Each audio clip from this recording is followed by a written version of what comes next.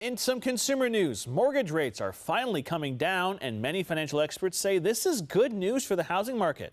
If you bought a home when rates were high, you may be asking, is now a good time to refinance your mortgage and lower your monthly rate? In today's Consumer Watch, Jenn Sullivan explains the pros and cons of refinancing.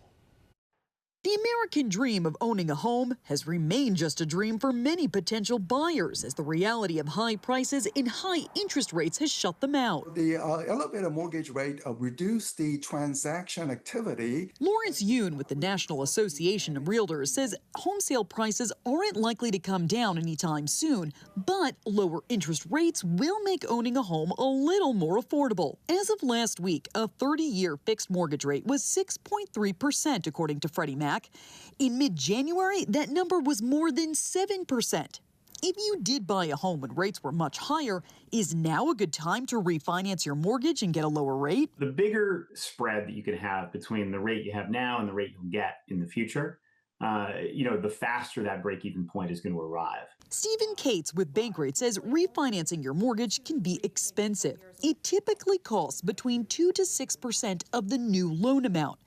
Then there's closing fees. Bankrate came up with this list breaking down just how much you can expect in other costs. You're going to be doing a lot of work because essentially you're rerunning an entire contract for your home. Kate says you have to really crunch the numbers, and it may be better to wait until rates come down more. You may be slightly worse off financially in terms of, the net benefit to you over the next few months or even few years. If you do want to refinance, Cates recommends shopping around for the best rate. You don't have to stay with your current lender.